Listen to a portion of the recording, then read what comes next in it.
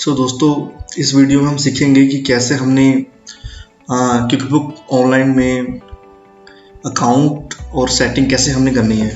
तो last video में हमने देखा था कि कैसे हमने क्विकबुक होता क्या है, कैसे हम उसको सब्सक्राइब कर सकते हैं, ठीक है, और कैसे हम इसकी प्रैक्टिस कर सकते हैं। और मैंने, जहाँ तक मुझे याद है, मैंने आपको लास्ट टाइम अलग अलग कंट्रीज दिखाई थी कि किस किस कंट्रीज के आप प्रैक्टिस कर सकते हो।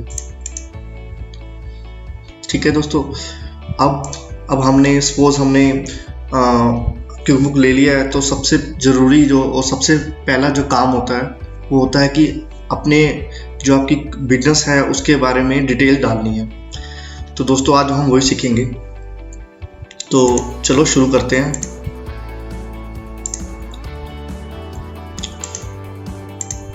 तो दोस्तों सबसे पहले ये है हमारा सेटिंग में आप जाओगे, मैं आपको दिखा देता हूँ।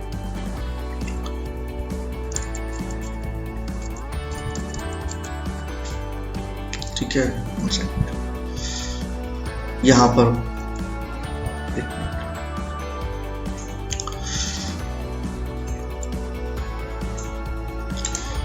पर आप क्लिक करोगे सबसे पहले।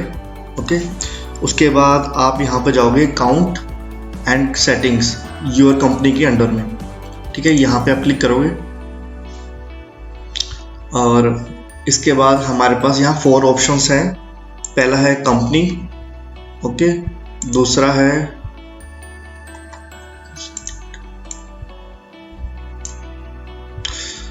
जैसे ये हमसे पूछ रहा है कि आपकी क्या टाइप है, तो हम यहाँ पर डाल देते हैं मैन्युफैक्चरिंग। अगर हम मैन्युफैक्चरिंग डालेंगे तो इसमें इन्वेंट्री का भी ऑप्शन आ जाएगा। ठीक है, और हम कोई सर्विस इंडस्ट्री ले लेते हैं।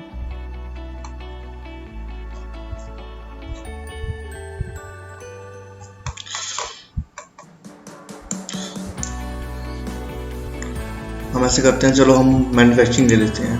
ठीक है, अब सबसे पहले यहाँ पे कंपनी का ऑप्शन आएगा। यहाँ कंपनी से रिलेटेड सेटिंग डालनी है हमने, और उसके बाद आएगा सेल्स से रिलेटेड। ठीक है, मैं आपको 1 बाय 1 हर एक ऑप्शन के बारे में बताऊंगा कि ये क्या होता है, और उसके बाद आएगा एक्सपेंसेस के बारे में, उसके बाद आएगा एडवांस के बारे में। जो सबसे पहला हमारा है कंपनी के बारे में। दोस्तों इस ऑप्शन में ये जो हमारा है, इसमें हमें क्या डालते हैं कि सबसे पहले हमें डालना है इसमें कंपनी नेम। ठीक है, और उसके बाद डालना है लीगल नेम। दोस्तों लीगल नेम क्या होता है कि जो भी आपका कंपनी है या जो भी आपकी बिजनेस है उसका जो नाम रजिस्टर्ड हुआ है, जैसे पैन नंबर में, अगर आपका पार्टनरशिप फर्म है, ठीक है, कंपनी है, प्राइवेट कंपनी, पब्लिक कंपनी है, तो आपने वो नाम डालना है, और ऊपर भी आपने ऐसे ही डालना है। और जो यहाँ पर अगर आपका सपोज आप प्रोप्राइटर हो, आप सिंगल ओनर हो, तो आपने जो भी आपको अच्छा लगता है बिजनेस का नाम, आप वो डाल सकते हो। ठीक है, यहाँ पर आपने पैन नंबर डालना है इधर। ठीक है, और यहाँ पर आपने अपनी कंपनी का नाम डालना है। और अगर आपका कंपनी का नाम और लीगल नेम सेम है तो आपने जस्ट कुछ नहीं डालना है यहाँ पर। ठीक है, वो अपने आप नीचे आ जाएगा। इसके बाद आता है जीएसटी नंबर। दोस्तों इसके अंदर आपने जीएसटी नंबर डालना है। ठीक है, अगर आपने जीएसटी अप्लाई किया है तो आपने जीएसटी नंबर डालना है, अगर नहीं अप्लाई किया तो उसको छोड़ देना है। नेक्स्ट जो हमारा आएगा कंपनी टाइप। अब कंपनी टाइप के अंदर देखो दोस्तों, सबसे पहले है आपके टैक्स फॉर्म कौन सा आपका। अगर आपका आप सिंगल ओनर हो तो आप सोल प्रोप्राइटर हो, पार्टनरशिप लिमिटेड कंपनी है तो पार्टनरशिप में जाओगे, अगर कोई कॉर्पोरेट है, पब्लिक कंपनी है तो आप उसमें जाओगे। तो और अगर आपका कोई पब्लिक कंपनी है स्मॉल, तो आप यहाँ पे ये सिलेक्ट कर सकते हैं। और वैसे ही अगर कोई आपकी सोसाइटी नॉन प्रॉफिट ऑर्गेनाइजेशन है तो आप ये कर सकते हैं, नॉन प्रॉफिट ऑर्गेनाइजेशन। और लिमिटेड लायबिलिटी की है तो यह भी कर सकते हैं। अगर आपको पता ही नहीं है तो आप ये डाल सकते हो। तो हमारे केस में हम सोल प्रोवाइडर डाल देते हैं। अब आता है आपकी जो इंडस्ट्री है, जो मैंने पहले ही मैन्युफैक्चरिंग डाली हुई है, हम इसे सेव कर देंगे। उसके बाद आपको यहाँ पे अपना कंपनी का ईमेल आईडी डालना है, और कंपनी का ईमेल आईडी डालने से क्या होगा कि आप किसी को भी इनवॉइस भेजेंगे तो वहाँ पर वो आपका जो कंपनी का जो नाम है, सॉरी ईमेल है, वो वहाँ पे मेंशन कर देगा। ओके, यहाँ पर आपने कॉन्टैक्ट पर्सन का नंबर डालना है, जो भी अगर किसी को कॉन्टैक्ट करना है तो वो कॉन्टैक्ट कर सकता है, और जहाँ पर जिसका भी कॉन्टैक्ट नंबर होगा वही बिल के ऊपर कॉन्टैक्ट नंबर होगा। यहाँ पे हमारी वेबसाइट और अब से सेव कर देना है। ठीक है दोस्तों, और यहाँ पर हमारा एड्रेस हो गया। हाँ, वो आपको पता ही होगा, यहाँ स्टेट डालना है हमने, यहाँ पे हमारा पिन कोड आएगा। ठीक है, और same as company address, same as company address, ये दोनों सेम ही है। अच्छा, ये रहा लीगल। तो दोस्तों इसमें क्या है कि सेम होना चाहिए। अगर आपका डिफरेंट है, सपोज आपकी ब्रांच है, ठीक है, तो आप अलग से कर सकते हैं, ऐड ऑन कर सकते हैं इसे। उसके बाद में सेव कर देना है। ठीक है, ये हमारा हो गया है लास्ट। जो ये सबसे पहला जो था, हम यहाँ पे अपना लोगो भी डाल सकते हैं। आपने यहाँ प्लस पे क्लिक करना है, और जहाँ भी आपका लोगो पड़ा है आप वहाँ से इसको पिक करके अपलोड कर सकते हैं। ठीक है दोस्तों, ये हमारा हो गया है। नेक्स्ट हमारा है सेल्स। तो सेल्स में कस्टमाइज का है, customize the way form look to your customer. तो दोस्तों इसमें ना सेल्स का जो इनवॉइस का जो फॉर्मेट होता है, फॉर्म क्या कह सकते हैं हमसे, इसमें काफ़ी सारे फॉर्म दिए होते हैं, और उसमें से हमें देखना होता है कि कौन सा हमें अच्छा लग रहा है फॉर्म, और चाहे तो हम उसमें सेटिंग भी कर सकते हैं, कस्टमाइज कर सकते हैं। उसके बारे में मैं आपको नेक्स्ट वीडियो में बताऊंगा कि वो कैसे करते हैं। नेक्स्ट है सेल्स फॉर्म कंटेंट। तो प्रेफर्ड इनवॉइस टर्म, आपकी जो क्रेडिट पॉलिसी है उसके अकॉर्डिंग आप कितने दिनों का क्रेडिट देते हैं, उधार देते हैं। अगर नेट 30 है, 30 डेज का देते तो 30, 15, 50, और ड्यू ऑन रिसिप्ट अगर कुछ भी नहीं देते तो आप उस हिसाब से सिलेक्ट कर सकते हैं। प्रेफर्ड डिलीवरी मेथड, तो print letter, send letter on. तो दोस्तों इसमें क्या होता है कि आपको जो ये 1 सेकेंड। सो दोस्तों इसके अंदर होता क्या है कि कभी कभी हम प्रिंट अभी देना नहीं चाहते, तो और प्रिंट के थ्रू हम उसको भी भेजना नहीं चाहते, तो हम यहाँ पर प्रिंट लेटर कर सकते हैं। अगर सपोज आप उसी टाइम अगर आप उसको प्रिंट निकालना चाहते हो, ठीक है, तो आप इसको नन कर दीजिए। और वैसे ही सेंड लेटर का है, इसमें एक ऑप्शन होता है व्हाट्सएप, जो हमारा क्विक बुक है बड़ा अच्छा, वो कहते हैं व्हाट्सएप के थ्रू आप अपने बिल भेज सकते हो। तो अगर आप ईमेल के थ्रू भी भेज सकते हैं, और अगर आप लेटर बाद में भेजना चाहते हैं तो आप उसको आप नॉन कर सकते हैं। अदरवाइज आप, सॉरी मैं थोड़ा सा गलत बोल गया हूँ। अगर आपने इसको अभी भेजना है तो आप नन कीजिए, अगर आपने इसको बाद में भेजना है तो आप लेटर कर दीजिए। नेक्स्ट ऑप्शन है हमारा शिपिंग का। दोस्तों अगर सपोज हम शिप के थ्रू उसको भेज रहे हैं सामान, तो हमें उस यहाँ पर ट्रैकिंग नंबर डालना होगा, ठीक है, और क्या कोरियर है वो भी मेंशन करना होगा। जैसे यहाँ पे लिखा हुआ है कि डेट, ट्रैकिंग नंबर और डेस्टिनेशन। तो ये डालने से उस सेल्स के फॉर्म पर ये ऑलरेडी एक ऑप्शन आ जाएगा शिपिंग का, ठीक है, और वो वहाँ पर मेंशन हो जाएगा। और इसके साथ साथ जो इसकी जो कॉस्ट है वो भी अलग से वहाँ पर मेंशन हो जाएगी, जो भी हम डालना चाहते हैं। सो दोस्तों यहाँ पर एक कस्टम फील्ड्स भी है, इसमें हम कुछ भी कस्टम फील्ड, जैसे कि हम अपना सेल ऑर्डर नंबर डाल सकते हैं हम चाहे तो, ठीक है दोस्तों, और या तो हमारा ईवे बिल नंबर है वो भी डाल सकते हैं, ठीक है। अगर हमने पब्लिक के लिए करना है,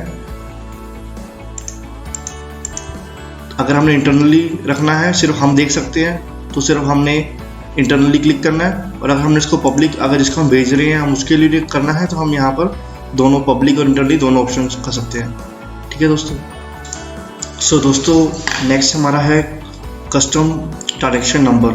सो दोस्तों इसमें क्या होता है कि बहुत सारे, कुछ मैंने देखा है अपने एक्सपीरियंस से, कुछ हमारे जो बिजनेसेस होते हैं उसमें वो क्या करते हैं, अपना एक कस्टम ट्रांजैक्शन नंबर बना लेते हैं। मैं आपको बताता हूँ किस तरह से होता है वो। जैसे कि वो लिख लेते हैं कि जैसे एस जे बुक कीपिंग है मेरा, एस जे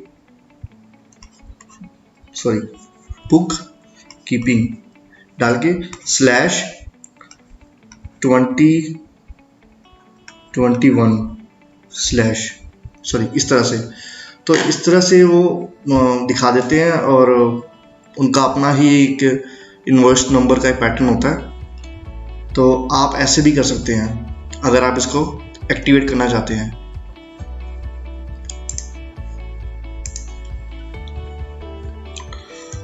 सो दोस्तों नेक्स्ट है हमारा classification of tax and retail invoices.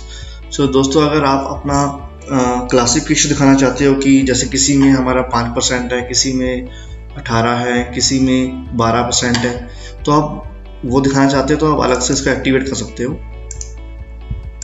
ठीक है। और इसकी अभी रिक्वायरमेंट नहीं है ये वाले ऑप्शन की, क्योंकि जो ये ऑप्शन है आपका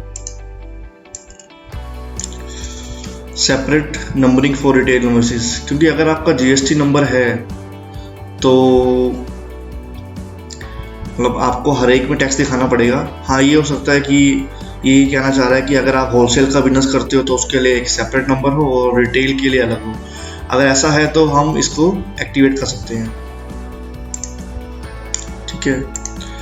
नेक्स्ट है सर्विस स्टेट। सो अगर सपोज आपका सर्विस इंडस्ट्री है और आप अपने बिल में दिखाना चाहते हो कि हमने इस तारीख को ये परफॉर्म किया था, आपको सर्विस दी थी, जैसे एसी की सर्विस है, आपका बिजनेस एसी से क्लीनिंग का काम है, तो आप इस तरह से इसको एक्टिवेट करके वहाँ पर अपनी सर्विस डेट दिखा सकते हो कि हमने इस टाइम या इस डेट को ये सर्विस परफॉर्म की थी। नेक्स्ट हमारा है टोटल डिस्काउंट। दोस्तों अगर आप डिस्काउंट देना चाहते हो तो अलग से डिस्काउंट को शो करने के लिए आप इसको एक्टिवेट कर सकते हो। नेक्स्ट है आइटम वाइज डिस्काउंट। अगर आइटम वाइज दिखाना है तो आप आइटम वाइज दिखा सकते हो। और ये है डिपॉजिट। सो देखो दोस्तों, हमारे पास दो तरह के सेल्स होते हैं। एक तो हम उसी टाइम सेल काट देते हैं, सेल रिसिप्ट्स, और दूसरी होती है जो हम इनवॉइस काटते हैं जो हमारे क्रेडिट पे होते हैं। तो ये जो है वो है क्रेडिट के लिए है। और इसमें होता क्या है कि कभी कभार वो हमें कुछ अमाउंट जो है वो अभी दे देता है और कुछ कहता है कि काम होने के बाद देंगे, ठीक है। तो उस केस में वो हमारा क्रेडिट भी है और क्रेडिट नहीं भी है, पार्शियली क्रेडिट है, ठीक है।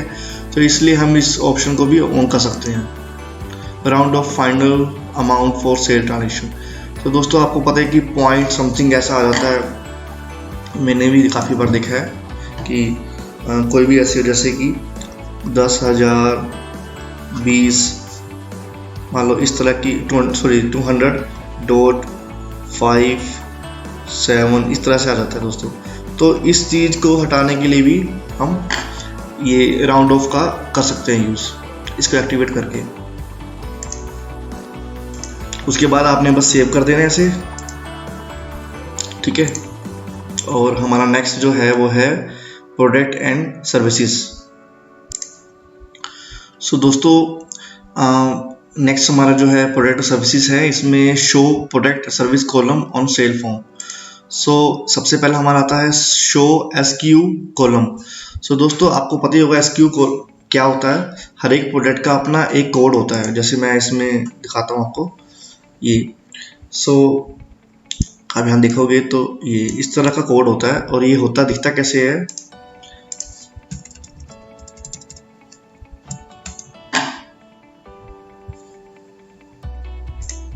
ये इस तरह से दिखाई देता है दोस्तों। इसका बेनिफिट क्या है कि दोस्तों कि हमारा हर प्रोडक्ट जो है ना वो एक अलग होता है। हम जब हमारे पास परचेज करते हैं तो हमारे पास हमें आइडेंटिफाई हो जाता है कि ये प्रोडक्ट ये है, और जब हम सेल करते हैं तो हमें पता लग जाता है इसको स्कैन करके कि ये वही प्रोडक्ट है, ठीक है। इसमें ऐसा नहीं होता कि गलती नहीं होती कि हम कोई और प्रोडक्ट बेच रहे हैं और खरीद कोई और प्रोडक्ट रहे हैं, ठीक है। दोनों सेम रहते हैं। सो दोस्तों इसके बाद हमारा है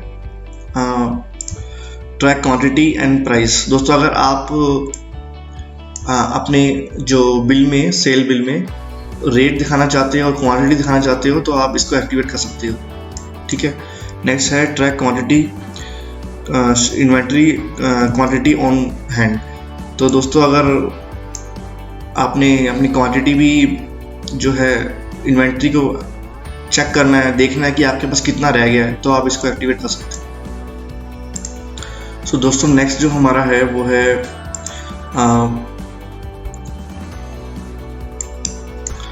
प्रोग्रेस इनवॉइसिंग।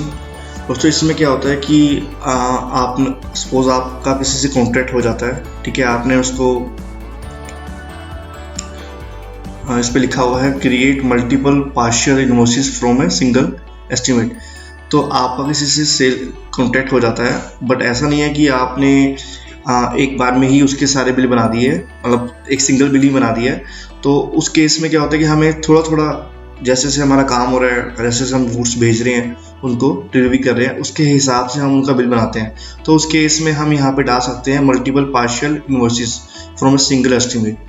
जो भी हमारा उनके साथ एस्टिमेट हुआ है तो उसके अकॉर्डिंग जो हमारी प्रोग्रेस है हम उसके अकॉर्डिंग उनको बिलिंग कर सकते हैं और अलग अलग बिल बना सकते हैं सेम एस्टिमेट या सेम ऑर्डर के अगेंस्ट में। ठीक है दोस्तों, नेक्स्ट हमारा जो है messages, default email messages send with sale forms. So दोस्तों इसके अंदर होता क्या है कि आप उन्हें एक डिफ़ॉल्ट ईमेल मैसेज भेज सकते हैं, ठीक है, और यहाँ पे ऑलरेडी कुछ मैसेजेस लिखे हुए हैं, जैसे सेल्स के इनवॉइस के लिए ये लिखा हुआ है here is your invoice we appreciate your prompt payment, ठीक है, और एस्टिमेट के लिए लिखा हुआ है, क्रेडिट कार्ड के लिए लिखा हुआ है, ठीक है, सेल रिसिप्ट्स के लिए लिखा हुआ है, ठीक है, और कस्टमर स्टेटमेंट के लिए भी लिखा हुआ है यहाँ पर। बट इसके लिए आपने उस पर्सन की या उस कस्टमर की ईमेल आईडी जरूर डाली हो, तभी ये ईमेल उनको जाएगी। ठीक है, ये है, आप अगर चाहते हैं कि कॉपी आपको अकाउंट में भी आए तो आप अपना अकाउंट यहाँ पर अपने ईमेल मी पे क्लिक कर सकते हैं। नेक्स्ट अगर आपको सीसी चाहिए या बीसीसी चाहिए तो आप वो भी ईमेल एड्रेस यहाँ पे डाल सकते हैं। ठीक है, और जैसे कि यहाँ पर दोस्तों अगर सपोज आपने अपना अलग से कुछ बनाना है तो आप वो यहाँ पर कर सकते हो। नेक्स्ट जो हमारा है इसे हम कर देते हैं रिमाइंडर्स। अब हमारा क्या है कि हमने सेल कर दिया है बट पेमेंट हमारी आई नहीं है, तो दोस्तों इस केस में भी हमारे पास एक ऑप्शन है रिमाइंडर्स का। ऑटोमेटिकली उसकी ईमेल्स पर रिमाइंडर जाता रहेगा, जैसे कि reminder 1, reminder 2, reminder 3 before due date, ताकि उसकी ड्यू डेट मिस ना हो। तो उसके लिए भी एक अलग से रिमाइंडर है बाय डिफ़ॉल्ट, और ऑन ड्यू डेट और आफ्टर ड्यू डेट। अगर आप यहाँ पे आप देखोगे, जैसे हमारा फर्स्ट रिमाइंडर है, आप यहाँ पे डेट भी चेंज कर सकते हो, ठीक है, और यहाँ पे बाय डिफ़ॉल्ट यहाँ पे लिखा हुआ है, ठीक है। ये अगर हम उसको ऑन कर देते हैं अपने आप ही उनके पास रिमाइंडर जाता रहेगा। अगर उनकी पेमेंट जो हमारी टर्म है, क्रेडिट टर्म है, उसके अकॉर्डिंग नहीं आती है टाइम से, और उससे आने से जो ड्यू डेट से 3-4 दिन पहले जो भी हम सेट करेंगे वो भी यहाँ पर आ जाएगा। ठीक है दोस्तों, और नेक्स्ट है ऑनलाइन डिलीवरी। इसमें हम देखते हैं कि दोस्तों हमने उसको जो मेल देनी है इनवॉइस के लिए, वो हमने अटैचमेंट देनी है उसको, ठीक है, और अटैचमेंट के साथ साथ हमने उसको डिटेल में डिटेल देनी है बिल की, या फिर हमने सिर्फ शॉर्ट में समरी बतानी है। ठीक है, तो उस पर्पस के लिए हम यहाँ पर इस ऑप्शन को आप एक्टिवेट कर सकते हैं। कस्टमर स्टेटमेंट्स, तो दोस्तों यहाँ पर है कि आप हम अपनी जो कस्टमर स्टेटमेंट्स हैं उसके लिए यहाँ पर है list each transaction as a single line, ठीक है, और list each transaction including all details line. दोस्तों इसके अंदर क्या होता है कि अगर आपने जो जो उसको बेचा है उसकी पूरी डिटेल आ जाएगी नीचे वाले ऑप्शन में, और इसमें क्या होगा कि सिर्फ अमाउंट आएगी आपकी सिंगल, ठीक है, और show ageing table at bottom of your customer. इसमें क्या है कि आपने सेल कर दिया तो उसको कितना टाइम हो गया, मतलब उसकी कितना ओल्ड हो गया वो, तो उसकी एजिंग आएगी। जैसे आज सपोज मैं अगर किसी को भेजता हूँ, आज 9 जून है और वो 9 जून है, तो वो सपोज 10 दिन हो चुके हैं। सपोज 10 दिनों के बाद कितना हो गए 19, तो यहाँ पर 10 डेज लिखा आ जाएगा, ठीक है। और यहाँ पर दोस्तों हमारे ये सेल्स वाला जो है सेटिंग है वो कंप्लीट हो गई है। नेक्स्ट जो हमारी सेटिंग होगी वो एक्सपेंसेस किससे रिलेटेड होगी। इसे मैं अभी फिलहाल कैंसिल कर देता हूँ, बट आपको सेव करना है।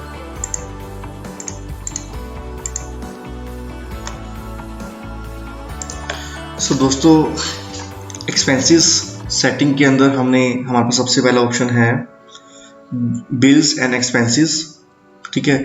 तो इसके अंदर हमारे पास क्या आ रहा है, सबसे पहले आ रहा है show item table on expenses, और इन परचेज फॉर्म का मतलब है हमारा जो परचेज का बिल है, ठीक है।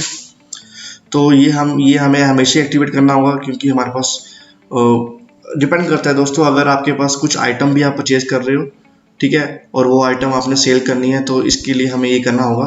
अगर सपोज आपकी सर्विस है तब भी, और मेरे हिसाब से आपको ये एक्टिवेट ही रखना चाहिए। हो सकता है कि कभी कभी आप डायरेक्ट ही आप अपने खर्चों के अकाउंट में हिट कर दो, अलग से आपको कोई इन्वेंट्री को यूज़ ना करना पड़े, तो ऐसा भी हो सकता है। बट मैं चाहूँगा कि अपने केस में इसको एक्टिवेट करना। नेक्स्ट है track expenses and items by customer. So दोस्तों इसमें क्या होता है कि आपका कस्टमर का नाम भी साथ में लिखा आ जाता है। Make expenses and item billable, make expenses and item billable. दोस्तों ये क्या होता है कि अगर सपोज आपकी सर्विस इंडस्ट्री है और आप कोई ऐसा खर्चा कर देते हैं आपके कस्टमर के कहने पर, तो आप कोई खर्चा कर देते हैं तो आप उससे रिकवर करना चाहते हैं पैसों को, ठीक है। तो आप जब परचेज करोगे तो आप अगर इसे एक्टिवेट कर देते हो तो अपना मार्कअप ऐड करके कि हमने मार्जिन रखना है, मतलब 20% हम प्रॉफिट रखेंगे, और फिर वो हम जब उसको सेल का बिल बनाएंगे तो वो 20+ मार्कअप लगने के बाद वहाँ पर वो जो हमने खर्चा या कुछ भी आइटम हमने अपने कस्टमर के ब्याह में ली थी वो वहाँ पर शो हो जाएगी, ठीक है। और राउंड ऑफ का आपको पता ही है कि कुछ पॉइंटों में जो होता है डेसिमल्स में उसको राउंड ऑफ करने के लिए। और नेक्स्ट है हमारा डिफ़ॉल्ट बिल पेमेंट टर्म्स। तो अब हमने पेमेंट जो है बिल्स की कब करनी है, नेट 15 डेज में, 30 और 60 डेज में, तो वो हम डिसाइड कर सकते हैं, ठीक है। और उसी के अकॉर्डिंग हमारा जो एपी है वो शो करेगा, ठीक है। और इसमें दोस्तों ये जो आपका है ना track expensive item by customers, तो इसमें क्या होता है कि कुछ आप एक्सपेंसेस कर रहे हो, ठीक है, और आपको पता है कि आपने ये जो चीज़ परचेज कर रहे हो आइटम वो अपने कस्टमर के लिए कर रहे हो, तो आप वहाँ पर अपने कस्टमर को नाम भी ऐड कर सकते हो इसको एक्टिवेट करके कि हम ये परचेज कर रहे हैं, हम इस कस्टमर के लिए परचेज कर रहे हैं, ठीक है। सो अब हम नेक्स्ट चलते हैं परचेज ऑर्डर। सो नेक्स्ट जो है इसमें हम दोस्तों परचेज ऑर्डर्स, अगर सपोज हम डायरेक्टली परचेज करते हैं, हमारा छोटा सा बिजनेस है, तब तो हमें इसकी रिक्वायरमेंट नहीं है। अगर हमारा कोई बड़ा बिजनेस है और हम एक प्रोसेस फॉलो करते हैं, ठीक है, रिक्वेस्ट डालते हैं, फिर परचेज ऑर्डर प्लेस हम बनाते हैं, ठीक है, और उसके बाद हम परचेज करते हैं, तो दोस्तों उस केस में हमें इसे एक्टिवेट करना होगा, ठीक है जी। और नेक्स्ट है messages, default email messages send with purchase order. तो एक सेकेंड, तो दोस्तों ये भी ऐसे ही है सेल्स की तरह, ठीक है, जैसे हमने सेल्स में डिफ़ॉल्ट ईमेल देखी थी, तो ये इसमें हम जिससे हम परचेज ऑर्डर प्लेस करते हैं उसको हम मेल डालने के लिए हम ये यूज़ करते हैं। सो इसमें सबसे पहले आता है कि first month of your financial year, ठीक है।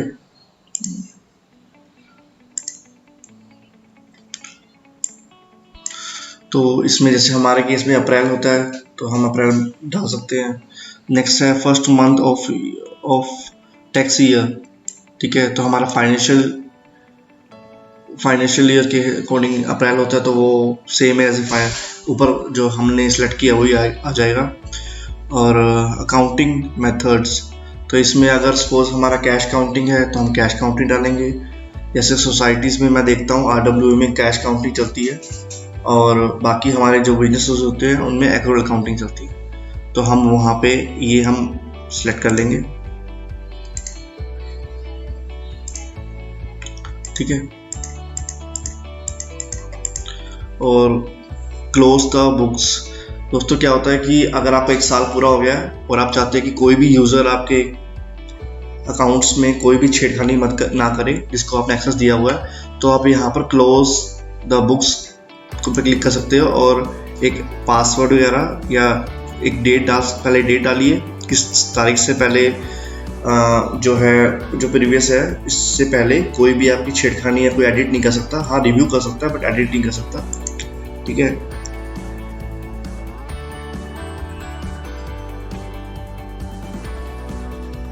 और चेंजेस आफ्टर रिव्यू, ठीक है। इसमें 2 ऑप्शन है कि आप जब चेंज करेंगे तो आपको वार्निंग देगा, और एक है कि आपको पासवर्ड डालना पड़ेगा, तो आप उसमें अपना पासवर्ड डाल सकते हैं, ठीक है।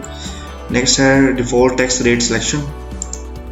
तो इसमें आप अगर आपकी हर आइटम के ऊपर टैक्स लगता है तो तो आप देख सकते हैं कि आप अगर अलग से उस पर टैक्स लगाते हैं तो आप एक्सक्लूसिव ऑफ टैक्स कर सकते हैं, ठीक है। जैसे 100 रुपीज़ की आइटम है तो प्लस 18% टैक्स, ठीक है। और अगर आपकी इंक्लूसिव है तो आप इंक्लूसिव कर सकते हो। अब आप सपोज MRP पे बेचते हो तो आप उस हिसाब से कर सकते हो। अगर आप उसके ऊपर टैक्स नहीं लगता तो आप out of scope of tax कर सकते हो, ठीक है, बाय डिफ़ॉल्ट। नेक्स्ट है हमारा कंपनी टाइप। अब इसमें हमारा सोल प्रोप्राइटर है तो आपको पता ही होगा। Chart of accounts, enable accounts number. इसमें क्या होता है दोस्तों कि हमारे चार्ट ऑफ अकाउंट जो होते हैं उसमें नंबरिंग अगर हमने एक्टिवेट करनी है। अब ये थोड़ा सा नया होगा हमारे यहाँ इंडियंस के लिए, पर US में ये आम है। वहाँ पर क्या होता है कि जो हमारे सबसे पहले एक जो चार्ट ऑफ अकाउंट होता है उस पर नंबरिंग होती है, और हर एक अकाउंट को एक नंबर दिया होता है। उसका ऑर्डर कैसे होता है कि एसेट को 1, लायबिलिटी को जो भी लायबिलिटीज़ है उसको 2 देंगे, वो 2 से स्टार्ट होगी, और रेवेन्यू है इनकम जो है वो 3 से, एक्सपेंसेस 4 से, और अदर इनकम 5 से, और 6 से अदर एक्सपेंसेस। तो इस तरह से वो एक ऑर्डर बना लेते हैं दोस्तों, और आप चाहो तो थोड़ा सा अलग तरीके से भी बना सकते हो, बट उसका ऑर्डर ऐसे ही होगा, पहले एसेट्स, फिर लायबिलिटीज़, फिर रेवेन्यू, फिर एक्सपेंसेस, फिर अदर इनकम, फिर अदर एक्सपेंसेस, ठीक है। आप उसको थोड़ा सा जैसे मर्जी कर सकते हो, बट वो ऑर्डर ऐसे ही होना चाहिए जो US में फॉलो होता है। इंडिया में मुझे लगता नहीं इसको यूज़ करने की रिक्वायरमेंट है हमें। नेक्स्ट है कैटेगरीज। तो दोस्तों इसमें क्या होता है कि यहाँ पे है ट्रैक क्लासेस और ट्रैक लोकेशन। तो हम कुछ भी ट्रांजेक्शन करते हैं तो हम उसको क्लासीफाई कर सकते हैं। जैसे कि ये अकाउंट्स डिपार्टमेंट के खर्चे हैं तो हम उसको एक ग्रुप बना दिया अकाउंटिंग डिपार्टमेंट, और हमने उसकी क्लास बना दी, तो हम उसको यहाँ पर हम एक्टिवेट कर सकते हैं और हम अपने क्लासेस बना सकते हैं। कहाँ बनानी है मैं आपको मैं बताऊँगा। इसमें लिखा हुआ कि आपको एक ही 1 ऑन ईच रो या 1 टू एंटायर रो, या आपको ट्रांजेक्शन वाइज आपको क्लास डालनी है, या फिर एंटायर जो ट्रांजेक्शन हैं जितनी भी है उनका सिंगल एक क्लास हो, ठीक है, वो भी हम यहाँ पे कर सकते हैं। नेक्स्ट है ट्रैक लोकेशन। सो दोस्तों अगर आपकी सिंगल आपका बिजनेस प्लेस है, लोकेशन है, तो इसको आपको उसकी रिक्वायरमेंट नहीं है। बट अगर आपकी ब्रांचेस है तो आप अपने ब्रांचेस का नाम डालकर, ठीक है, और आप उसको ऐसे कर सकते हो अलग अलग, जैसे आपका बिजनेस डिपार्टमेंट और डिवीज़न, और इसमें आप अपने डिपार्टमेंट के अकॉर्डिंग भी कर सकते हो। जैसे ऊपर मैंने क्लास बताया था तो वो यहाँ भी यूज़ कर सकते हो, ठीक है। और ठीक है जी, और ऊपर वाले क्लासिफिकेशन में आप ये कर सकते हो, जैसे आपका फैसिलिटी है, आपका कोई खर्चे हैं, रेंट से रिलेटेड है, यूटिलिटी है, जो फैसिलिटी क्लास में आते हैं, फैसिलिटी प्रोवाइड करने वाले में आपके ऑफिस को, तो आप वो खर्चों को उसका अलग से क्लास बना सकते हैं, फैसिलिटी क्लास। और सपोज आपकी एडवर्टाइजमेंट से रिलेटेड है तो आप एडवर्टाइजमेंट से रिलेटेड बना सकते हैं क्लास, और ठीक है, इस तरह से आप अलग अलग क्लास बना सकते हो। क्लासिफाई करने के लिए कि वो किस क्लास का है।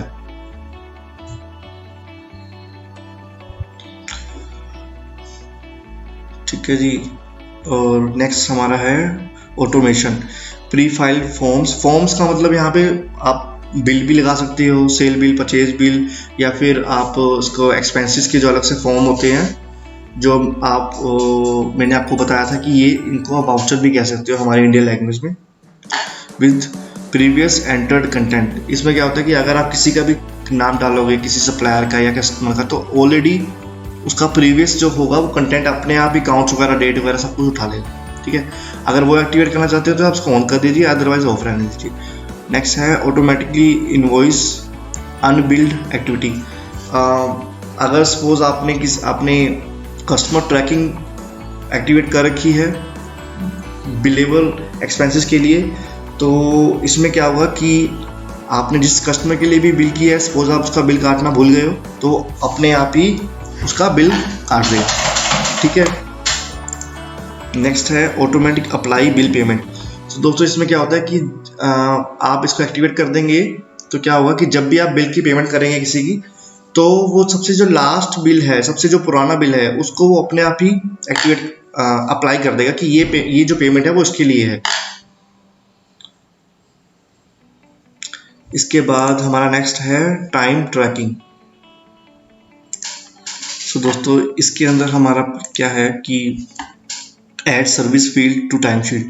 आपने क्या क्या सर्विस परफॉर्म की है वो आप अपने टाइम शीट में शो कर सकते हो। इंडिया में हमें टाइम शीट की रिक्वायरमेंट नहीं होती दोस्तों, बट अगर आप यूएस का काम कर रहे हो तो वहाँ पर आपको टाइम शीट की रिक्वायरमेंट होगी। ठीक है, तो अगर आप किसी की टाइम शीट फिल कर रहे हो तो वहाँ पर उसमें डालना पड़ेगा कि उसने जो ये काम किया है, टाइम लगाया है, वो किस सर्विस में लगाया है। ठीक है, makes single time activity billable to customer.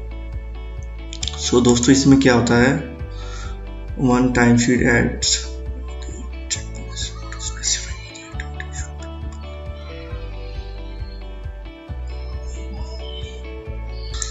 सो इसमें single time activity billable to customer. उसमें क्या होता है कि दोस्तों अगर आपका कोई एक्टिविटी आप कर रहे हो, काम कर रहे हो, वो एक बार में ख़त्म हो गया है। ठीक है, जैसे एसी क्लीनिंग के लिए कोई आया था तो एक बार में उसका काम हो गया, तो वहाँ पर एक ऑप्शन आया था कि आप क्या इसको कस्टमर को बिल करना चाहते हो। ठीक है, तो वो ऑप्शन लाने के लिए आप इसको एक्टिवेट कर सकते हो। ठीक है, जैसे यहाँ पे लिखा हुआ है on timesheet add a checkbox to specify whether the activity should be billed to the customer। तो वहाँ पे एक चेकबॉक्स जो है वो आ जाता है चेक करने के लिए, चेक का मतलब टिक्का लगाने के लिए। ठीक है, show billing rate to users entering time.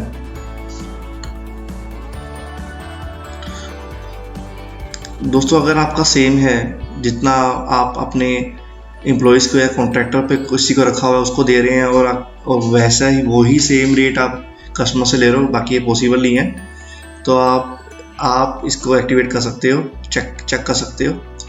और अगर नहीं तो हम उसको छोड़ देंगे। First day of work week Sunday से है या मंडे से है, तो वो आप देख लीजिए। वैसे मंडे से ही हम इसको मानते हैं। ठीक है, सो इसके बाद आता है करेंसी। दोस्तों कभी भी इस ऑप्शन को कभी एक्टिवेट मत करना, क्योंकि एक्टिवेट आप तभी आपको करना चाहिए अगर आपके पास मल्टीपल करेंसी में आप सेल बिल्स आप बना रहे हैं। ठीक है, और अदरवाइज अगर आपने गलती से भी इसको एक्टिवेट कर दिया तो ये कभी भी टर्न ऑफ नहीं होगा। आपको हमेशा मल्टीपल करेंसी आपके क्यूबीओ में शो होगी। ठीक है, तो इसका मेक श्योर रखना। इसको अगर आपको मल्टीपल करेंसी की रिक्वायरमेंट है तो उसको ऑन करना, अदरवाइज को ऑफ ही रहने देना। सो इसके बाद आती है अदर प्रेफरेंस। सो इसमें आता है डेट फॉर्मेट। आपको फॉर्मेट कैसा चाहिए वो डाल सकते हो। ठीक है जी, जैसे यूएस में पहले मंथ आता है, इंडिया में पहले डेट आती है, तो उस हिसाब से। ठीक है, नंबर फॉर्मेट आपको कैसा फॉर्मेट चाहिए।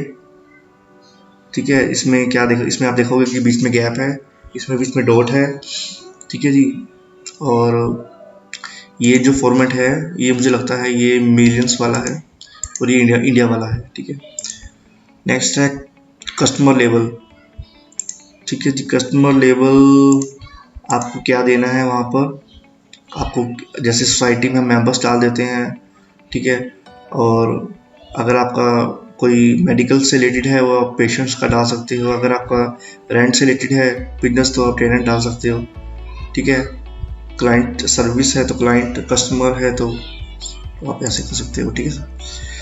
One if duplicate check number is used, ये तो हमेशा ही एक्टिवेट करना चाहिए। इससे क्या होता है कि अगर आपने एक ही चेक को 2 बार कर दिया तो आप यहाँ पे आपको वो वार्निंग दे देगा। Warn me when I enter a bill number that already been used for that supplier. अगर आप डबल बिल बुक कर रहे हो किसी सप्लायर का तब भी आप इसको एक्टिवेट कर सकते हो, ये बहुत अच्छा फंक्शन है। वहाँ if duplicate general number is used, हाँ इसके लिए भी आप कर सकते हो, ठीक है। आपको जनरल एंट्री डाल रहे हो तो उसका एक नंबर आपने डाला हुआ है और आप दोबारा से सेम ही डाल रहे हो, ठीक है, तो वो आपको वार्न कर देगा। Sign me out if inactive. और दोस्तों अगर सपोज हम क्यूबियो हम कुछ ब्रेक के लिए चले गए हैं तो हम इसको साइन आउट कर सकते हैं, अपने इनएक्टिव कर सकते हैं अपनी सेफ्टी के लिए, ताकि हमारे पीछे कोई हमारा क्यूबियो चेक ना कर रहा हो। हम 1 घंटे बाद ये अपने आप साइन ऑफ हो जाएगा, इनएक्टिव हो जाएगा, या फिर 2 घंटे बाद या 3, आप वो उस हिसाब से कर सकते हो। सो दोस्तों थैंक्स, आपने ऑलमोस्ट 36 मिनट्स लगा दिए हैं इसको समझने में। और ये हमारा सेकंड स्टेप होगा कि जब हमने अपना क्यूबियो ले लिया है, सब्सक्राइब कर लिया और हमें अपनी अकाउंट्स से रिलेटेड जो भी हमारी बेसिक सेटिंग्स होती है वो हमने इसमें डालनी होती है, ठीक है दोस्तों। और इसके बाद हमारा मेन जो होगा वो हमें अपना सेल का फॉर्मेट देखना होगा कि हमें कैसा सेल का बिल कस्टमाइज करना है, ठीक है। और उसके बाद हम शुरू करेंगे। तो अगर आपका कोई पुराना किसी सॉफ्टवेयर में आपका है तो उसके लिए हम बैलेंस शीट को कैसे डालेंगे वो उसके बारे में मैं आपको इससे नेक्स्ट वीडियो में आपको मैं बताऊंगा कि कैसे करते हैं, कैसे हम क्यूबियो के अंदर उसका बैलेंस हम इसमें डालते हैं, ठीक है। सो दोस्तों थैंक्स आपके टाइम के लिए। अगर आपको अच्छा लगे या फिर आपको लगता है कि आपका कोई फ्रेंड काउंटिंग बैकग्राउंड का है तो आप उसको शेयर कर सकते हो और वो इस सॉफ्टवेयर को लर्न करके, ठीक है, वो कोई भी ऑनलाइन क्यूबियो से रिलेटेड काम ले सकता है और डॉलर्स में पैसे कमा सकता है। सो दोस्तों thanks again, have a nice day.